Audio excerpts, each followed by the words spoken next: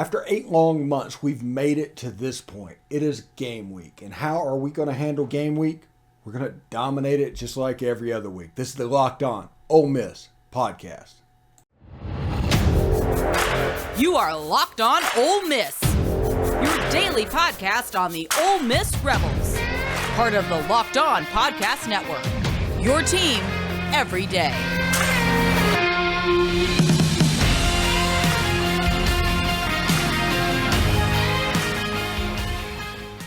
All right, welcome to the Locked On Ole Miss podcast. I'm your host, Stephen Willis. Thank you very much for joining us. We had a really big week 0, a lot bigger than we expected. Thank you very much for that. And thank you for making the Locked On Ole Miss podcast your first listen every day. We are free and available wherever you get your podcasts, including YouTube. So do us a favor, subscribe to the YouTube channel, hit the bell for notifications, and of course, upvote the videos itself. We're here. We have made it. After 8 long months of digging in and overreacting to every little news story, we have made it. We are here. It is game week, and we have the Troy Trojans coming into town, and we have Josh Boutwell coming up on segment 3 talking about the Troy Trojans. We're going to talk about lines in segment 2, but we're going to do a brief little preview in this first segment. Also, tomorrow night, we will be doing a Twitter Spaces again. And we moved it to Tuesday so that after they get the information to me, I can put it up on Friday, and you'll have another little preview as well on the podcast feed and YouTube channel. So, Troy, you're sitting here talking to Josh and everybody. We go through all 3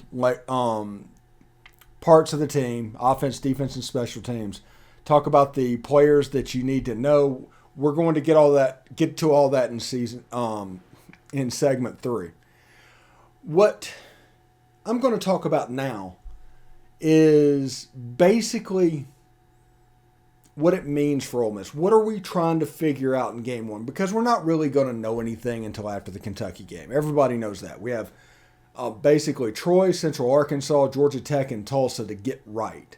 Then after the Kentucky game, that is our first test, first major test. If we got our syllabus today, our first major test is October 1st. But that doesn't mean the quizzes along the way do not matter. That doesn't mean that we're going to not know what is going on with this team until then.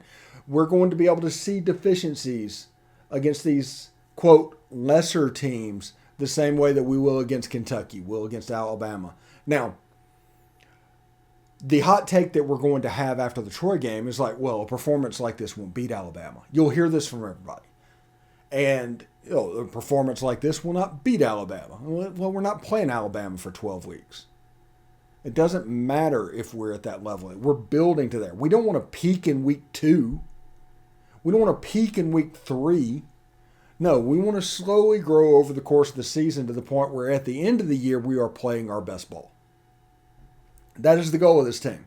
And through quarterback competition, through running backs, through the talent infusion, all the stuff that we've talked about until now, it matters. All of it matters. Don't let anybody tell you that it does not matter, that Troy does not matter, that Central Arkansas does not matter, that Georgia Tech does not matter, that Tulsa does not matter, because they all do. It is just like going to class, and those quizzes are piling up before you get to the first major test. These are the quizzes before the first major test, that is Kentucky. Now, you can't make an A right now by doing well in these quizzes. But I'll tell you what you can do. You can make sure you can't get to an A. You can make sure you can't get to a B by failing these quizzes. That is why these games are important. If you look at Ole Miss having a season that is essentially 3 major sections, you got 2 major tests and a final. If you look at that, you can see how it progresses almost just like a normal college coach or college course, and build slowly through this goes, and then you're ready for that first exam. And if you do well in that first exam, you can up it up because it's going to only get tougher as you get on in the season. The one game that really doesn't fit is like Vanderbilt, but we saw Saturday night, this isn't last year's Vandy. I'm not saying Vandy's good. I'm not saying that by any stretch of the imagination. But remember this one dealing with Vandy. They played UConn last year, who many people said was one of the worst teams in college football history in the FBS level. And Vandy required a field goal at the end to beat them at home. They did not 63-10 them. So as bad as Hawaii might be, Vandy has made improvements. This is a far cry from the ETSU. So October could be a little bit more difficult. But Vandy has Bama. They have a bye week. They have Ole Miss. They have Georgia. That honestly is their season. If they lose those 3 games, it could be normal Vandy thing where they end up 4-8. But like I said, this could be a team that is 4-8 and quite a different team. But week 0 was a lot of fun, by the way. But sorry, I got off on a tangent there. Troy has a chance to be decent. They've got 3 quarterbacks that they're going at. 2 of them are 4-stars in Peter Costal and Jarrett Doege.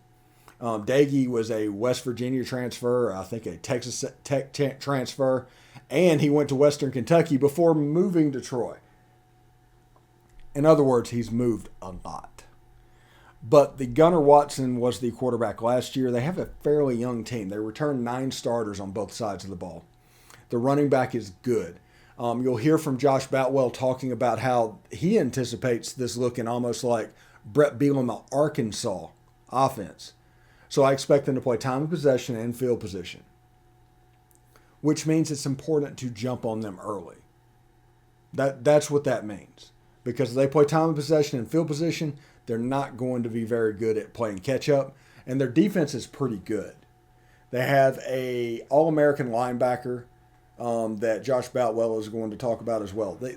This is a decent team, and this is what I've said over and over. I'm glad that a team like this, a team designed to get the attention of Ole Miss, is the opening game instead of Central Arkansas.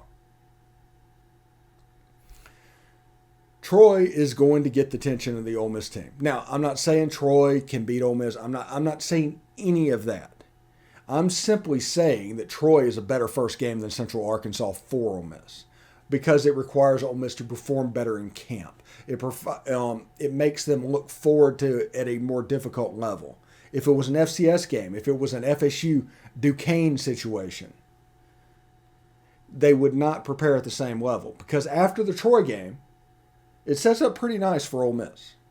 If they can get past Troy, which they should, they have Central Arkansas, which means it should come down, and then you can just build. The next one is Georgia Tech, and the next one is Tulsa, and the next one is Kentucky. And by there, you need to be where you need to be. There is no getting around it. Troy is a pretty good team, but honestly, if Ole Miss were to lose to Troy, we're having a different conversation on Monday. It can happen. Upsets happen in college sports. That's what people don't know. Whenever they look at a straight line, and I always talk about it, they do a straight line all the time between where they are and then they just go off to infinity in a straight line. It doesn't go up. It doesn't go down. They just project it as it is. It's always based on the last result. So if Ole Miss loses that game, you will hear people, rightly or wrongly so, take that and expand that out. So all of a sudden, Ole Miss is the worst team in the SEC West. They're looking at 4-8. Yeah, a whole bunch of storylines. Because as we have seen this season in the preseason updates, Ole Miss's rankings are all over the place. There's no consistency on these rankings. And that is because they don't know. This is a team that requires people to dig in to see it. And even more to see it really well. And nobody has that answer. That's an answer that we're going to get on September 3rd. But you have an assuming level. It's like, okay, we're having interviews, getting nuggets from all these press conferences, trying to put together exactly what is going on. So we have an idea, but players are also blustery. Players are confident. Players sometimes are cocky.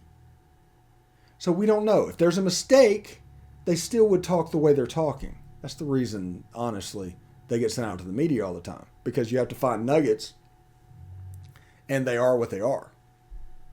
Nothing against them, just they are what they are. But this is the opening of game week, and this is a time for celebration and to be happy and to be proud that you're an Ole Miss fan, because these things don't happen very often. These things have happened 45 times in my life. And I probably remember at this point 42, 41. So as long as I feel like I've been living, these things have just happened. These openers, these are special moments. Win or lose. I want everybody, please, to have fun with what's going on. Enjoy this. Try and find a way to maximize every Saturday, the way I did this past Saturday. This past Saturday, I started out in Ireland and ended up in Hawaii. It was a journey that college football took me on, and I am thankful for it. But it is going to be a big, super big week one, because there's 2 SEC games on Thursday. They have some stuff on Friday. Then it comes in on Saturday. It could be quite interesting. I hope everybody enjoyed my week 0 coverage, the biscuits and SEC stuff, and things like that, because it's something that I just want to do in the future. We're going to try and maximize some of these internet archives that go out on the YouTube channel. I know some of y'all might get a little bit aggravated about those, but we're trying to put them in the right spot to where they can get really looked at, because these guests and these contributors and these perspectives deserve their own video as well as these Loom videos. So it's not going to ever stop. But we're going to try and figure out a place to put them to where we can maximize exactly what they do. Anyway, are you one of those people who thinks it's okay to drive stoned? What's the worst that can happen? You end up driving below the speed limit, right? It's no big deal, right? Wrong. The truth is, reaction times slow way down when you're high. You not only put yourself in danger, but everyone around you. Talk about a buzzkill. Stop kidding yourself. It's not okay to drive high. If you've been using marijuana in any form, do not get behind the wheel. If you feel different, you drive different. And if you drive high, you can expect a DUI. All right. Thanks for making the Locked On Ole Miss podcast your first listen every day. We are free and available wherever you get your podcast, including iTunes and Spotify. Please make sure we get a 5-star review on iTunes or Spotify. You can say whatever you want to say. Just make sure it's a 5-star review. We got some interesting reviews in there now. It's quite fun. But we'll see what's going on. Anyway, should be a lot of fun. We have week 1 lines for everybody. And the way we do our lines is we just put them out: home team, visiting team. And the line is, if the home team is favored, it's minus. If the home team is an underdog, it's a plus. That's the way we do it. And these lines are from BetOnline, so you can check them out there. But some of these are in order. They took the Alabama-Utah State game off the board. I think there's probably an injury in the Utah State side that caused that to happen. Bama was a 38-point favorite anyway. But we had to tweak a little bit our board when it comes to that. If you look at this, Tennessee opens up with Ball State. The Cardinals, they're 33.5-point favorite in Neyland. It's a game that, if honestly Tennessee doesn't cover, could be interesting. I mean, Tennessee has a history of opening up with MAC schools and honestly underperforming a little bit, but also in the games that they overperform and blow the line away, it's usually not indicative about the rest of the season anyway. Georgia and Oregon at the Mercedes-Benz Stadium in Atlanta. It's a neutral site game, but let's just be real. It's a Georgia home game. Georgia's favored by 17.5. Dan Lanning is taking the job at Oregon. He goes against his former boss, Kirby Smart of the Georgia Bulldogs. Stetson Bennett, who they talked about a haircut for just a while. But the main question I have, and nobody's answered this, Stetson Bennett had 6 months to get his NIL deals in place to set him up for the rest of his life for winning a national championship at Georgia. If he was unable to do that, I kind of don't feel sorry for him there. But Georgia should, I think, take that game to the next level. Dan Lanning's probably going to have Oregon where they need to be. Oregon potentially could be a Big Ten team by December. We'll see how that looks. Oregon, Washington, Stanford, and Cal, by the way, are on the chopping block there. And that'll essentially kill the Pac whatever as the other schools go to the Big 10 or Big 12, the four corners, Utah, Colorado, Arizona, and Arizona State. And then you have Oregon State and Washington State that'll probably slip into the Mountain West. So keep an eye on that. That could happen by December. Arkansas is a 6-point favorite over the Cincinnati Bearcats. Cincinnati, a playoff team last year. Good team. Luke Fickell's going to have them ready to go. That's the reason they're only a 6-point underdog in this game. But Desmond Ridder stepping aside, Arkansas being a really good team. This is a game that I honestly like Arkansas to cover, and they could potentially win by 20 points, I think. Just looking at that, I just don't see that Cincinnati can do what they were able to do. Cincinnati is going to be a team that they're going to have to build for a couple of recruiting cycles and then make a run. Build for a couple of recruiting cycles, then make a run. And that might change when they get into the Big 12, but we'll see exactly how that goes. Ole Miss is a 21.5-point favorite over Troy. This is a game, honestly, because of the unknowns with John Sumrall and how they want to play. If Troy doesn't turn the ball over, it might be difficult to hit that line. And this might be a stay away from it. But I expect Ole Miss to win this game and win it by multiple scores. But there's a chance that Ole Miss wins by 17 points and Troy has 35, 40 minutes of time possession. Just a heads up on that one. It could go completely according to plan, but if Ole Miss hits some big plays, Troy will have a chance to eat the clock a little bit. We'll get to see the defense and what they look like and the depth that they supposedly have at all these positions. This will be the first quiz, Ole Miss and Troy. Ole Miss is a 21.5-point favorite. Florida, 2.5-point home dog to Utah. Yes, you heard me right. Florida is an underdog in the swamp to a team from the Pac-12 or Pac-10 or whatever they're calling themselves now. It's one of those things where this one interests me. Now, if Anthony Richardson has a big day and Florida was able to pull this out, this is a big win for Billy Napier in win one. This is almost the win in year one for Billy Napier. Utah coming in, they're doing weird stuff that could psych themselves out in Utah. They're practicing in the IPS with the heaters all turned up to simulate the humidity down in Gainesville. And I hate to break it to Utah. That ain't going to do it. That's just going to make it hot. But it ain't going to do the humidity because, folks, it's humid down here.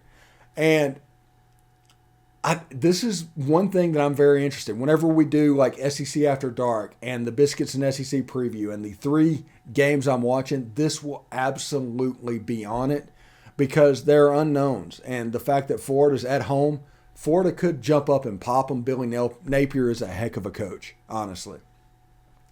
But pay attention to this game. This could be the game of the week in the SEC. Kentucky, 18-point favorite over Miami of Ohio. Kentucky's a good team. They are almost the exact same as Ole Miss. We won't know until October 1st what they have. New offensive coordinator in Kentucky. Don't expect exactly the same thing, but kind of the same scheme, if that makes sense. They've gone from the LA Rams to San Francisco 49ers. But that McVay tree, that Kyle Shanahan Jr. tree, it's all kind of based in the same thing. So San Francisco and in LA they do things separately and they diverge and everything, but there's a chance that it could look real similar. I don't expect Miami of Ohio to give them much of a competition. Missouri and La Tech. Missouri's a 19-point favorite over La Tech in Sonny Cumbie's debut game. And this is a game that I just don't know. I want to see Missouri's quarterback. I want to see their running back. I want to see their defense. They have some stuff that I want to do. Now, the problem for Missouri is they're on at the same time as Tennessee. So I'll have to have them both on, which you know how it is when you're watching 2 games. You can't really watch one. It's just the way it is. But they're a 19-point home favorite over the Bulldogs. Mississippi State is a 14.5-point favorite over Memphis. If you remember last year, Memphis beat Mississippi State in the Liberty Bowl, and Mississippi State famously lost, actually, the Liberty Bowl as Mike Leach lost to Texas Tech. This is a game that they should be able to cover, I think. Memphis's days of being like they had like a 10-year run where they were pretty good, I think that is over. We will see what happens. Mike McIntyre has moved on to FIU. Memphis has a new defensive coordinator. We'll see exactly what Memphis does. If Mike Leach utilizes the run game more, Memphis could be in trouble in that game. LSU is a 3-point favorite over Florida State in a neutral site game in New Orleans. That's the reason LSU is listed as the home team, though, because it's in New Orleans. Now, Florida State played a game already. They played and defeated Duquesne, an FCS opponent. Trey Benson, a former Mississippian from Greenville. Impressive day, hard to tackle. It'll be interesting to see what they do. Mike Norvell's teams run the ball, and they run it effectively. So we'll see exactly how that looks. LSU, Brian Kelly is a good coach, and he's won at every stop he's been on. We'll have to see if he can keep that going at LSU. It's interesting. These are the lines from week 1. This is going to be a fun week. I hope everybody enjoys this and watches them for what they are. There's a lot of fun that is ready to be had for people watching these games. And, you know, we're going to have a post-game show that's going to air immediately after the Ole Miss Troy game. We're going to have Biscuits and SEC's SEC preview Saturday morning. We released it a little early this week just to make sure everybody knows it's there. Friday, we're going to have the uniform reveal on there, although we're going to do a video basically about that one potentially as well, as there's a little bit of news that has popped up about that. We're going to do that video as well. Got a bunch of stuff going on. We have players. We have our usual suspects of Derek, Kara, and Tom. And we got Charles Stackhouse this week that's going to air Wednesday. And so that's going to cover our alumni segment going on as well. So this is a big week for the Locked On Ole Miss podcast. It's game week. Everybody, just subscribe to the channel, the YouTube channel, and hit the bell for notifications. You'll always be aware when it's there. If you're on the road, we also are putting them on our podcast feed. So right now, there's a Twitter Spaces from last week on our podcast feed and on this YouTube channel. So we do things everywhere and in different places, but we kind of put them everywhere. So they'll be available on Twitter, on whatever. And also our 10-minute pregame show, which will be available Saturday morning on social medias. That'll be the TikToks, the Twitters, the Facebooks. We'll have the 10-minute pregame show. We're going to do that as well. So this week should be a lot of fun. I hope I haven't bitten off more than I can chew. We will find out for sure. And right after this, we're going to talk to Josh Boutwell from the Troy Messenger. It should be a lot of fun. Stick around.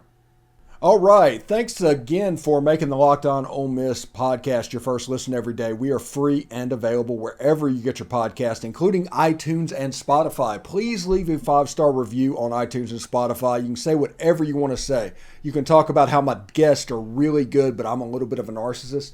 Say whatever you want to say. Just make sure it's a 5-star review. That'll help others find the show in the future. Might not be your cup of tea, but it could be somebody. So please do that for us. Anyway, I'm here with Josh Boutwell from the Troy Messenger to talk a little football. It's here, Josh. It's here. Finally. Seriously. And you guys are making noise. I think his name is Dogie, transferred in from Daggy.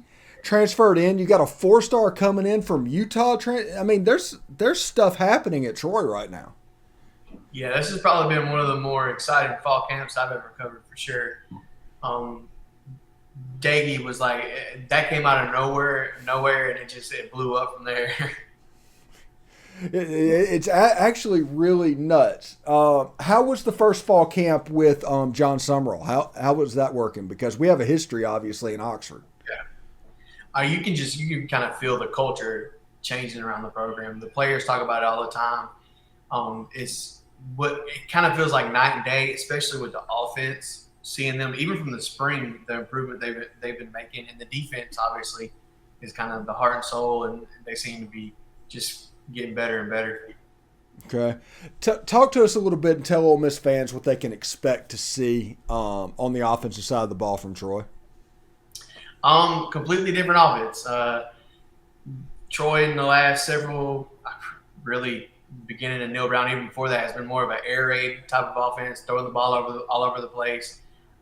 This year is going to be a lot more run oriented, a lot more physical. Obviously, I have a big group of running backs back there, a ton of experience. An offensive line with a ton of experience.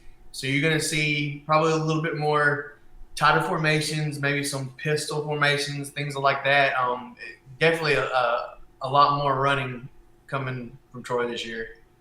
Would you say it's a similar offense to what Kentucky ran last year? Is that what they're trying to do? Similar, but probably I would look more at Arkansas from several years ago. UAB okay. from the last couple of years as well. You'll see some. I think you'll probably see a little bit of a quarterback run mixed in there. Maybe not so much with Gunnar Watson in the game, but there's some other quarterbacks that are able to do that a little bit more. Defensively, what are we looking at? Since the defense is the bread and butter of the Troy team, apparently, what are we looking at from their defense? The biggest difference, I think, this year, we're probably going to see Richard Gibner and Javon Solomon on the field at the same time. They both play that bandit/jack outside linebacker defensive end role. You'll see them on the field more this year. The defense is going to be very similar to what we've seen in years past with an odd front most of the time. Very physical, very, very physical. They want to get after the quarterback. They want to make negative plays in the backfield, try to limit, trying to force you into doing one thing and stick to that. And I think they've been really good at that. Like I said, ton of experience, really at all three phases of the defense, but especially the linebacker and the defensive line. Okay, if you take into account like the players on the offense, who are players that Ole Miss needs to pay attention to? Kamani Vidal, running back, is a big name you need to pay attention to. Michael Weiss is a newcomer at tight end. I think another thing that we're going to see a lot more this year than we have in the past is the use of the tight ends. So he'll be used a lot. DeAndre Lewis will be used a lot as well. Receivers, Tez Johnson and Jabri Barber are definitely the go-to guys. Both of them have great speed. Those are guys you need to look for. And then also some receivers, bigger receivers like Rajay Johnson will probably get a lot of playing time this year as well. Okay. Same question on the defensive side of the ball. Give us some defensive players that Ole Miss should be familiar with. Everybody. Carlton Marshall, I mean, he's the guy. He's the leader among leaders in the middle of the defense. Javon Solomon and Richard Gibner also that I mentioned. Cholo on the defensive line, nose tackle. He's probably one of the better nose tackles in the Sun Belt. Jaden McDonald's another guy an inside linebacker. He missed a lot of time at the end of last year, but in fall camp, he's looked as good as I've seen him at Troy. Craig Slocum's a guy on the secondary that you need to watch out for. KJ Robertson is another all-Sun Belt guy. Okay. And in the kicking game, how does the kicking game look at Troy? Kicking game has been interesting. Troy came in this year with Luke, I still can't say his name. He's an Aussie punter. And he ended up leaving the team before fall camp. So now they have Mike Rivers, who's a guy from North Carolina A&T, and he's got a big leg. So he's been really impressive as the punter. The kicker, Brooks Boosie, who's from Georgia and kicked most of last year, coming in as the veteran, has been kind of challenged really by Scott Taylor Renfro, who is a local kid from Troy, played at Pike Liberal Arts. Both those guys have been competing at that spot, and both have been look really good. Tez Johnson and Jabri Barber as returners have been kind of the primary guys there. Kickoffs reach the end zone? Yes, for sure. They actually have 2 or 3 guys that can kick off too. Okay. All right. We're going to change gears here real quick. The Sun Belt in recent years, take 6-7 years ago, people talking about the Sun Belt, and it was almost like the butt of the jokes, like the bottom of FBS and all that. But now there's a legit thing that they could say that, hey, we're fairly close to the American right now. What does it feel to be a team that just went through that whole ascendancy with the Sun Belt? It's been pretty wild. I think you could argue that outside of the SEC, the Sun Belt has handled the expansion probably as good as anybody else. Adding Southern Miss, Old Dominion, Marshall. I mean, that's as big as it gets. James Madison too. That's as big as it gets in terms of the expansion. Those guys have just added depth, and I think when you have teams like App and Louisiana who are able to compete with everybody, and the Sun Belt just keeps getting deeper and deeper. Now, is it weird to watch a game being played at Coastal? Is it weird for you? I mean, yeah, I mean that weird color green, that teal on the field. all of the colored turfs always mess with me. Western Kentucky, everybody. Yeah, the worst one to me is like Eastern Washington with the red field. It's like that just hurts your eyes. Come on, guys, just plant grass or make it fake grass, man. Yeah. The Smurf turf is still the worst for me, though. Oh yeah, that's pretty terrible. Anyway, Josh, thank you very much for coming by, and I want to let everybody know that they can get more on the SEC by making Locked On SEC your second listen every day. Host Chris Gordy and the local experts of Locked On take you across the SEC in 30 minutes or less. Make it your second listen, Locked On SEC. Anyway, Josh, thank you very much for stopping by. You know, we're not going to come across Troy very often, but if we do have a reason to talk Troy, I'll definitely reach out to you, man. You're fantastic. Hey, I appreciate it anytime. All right, man.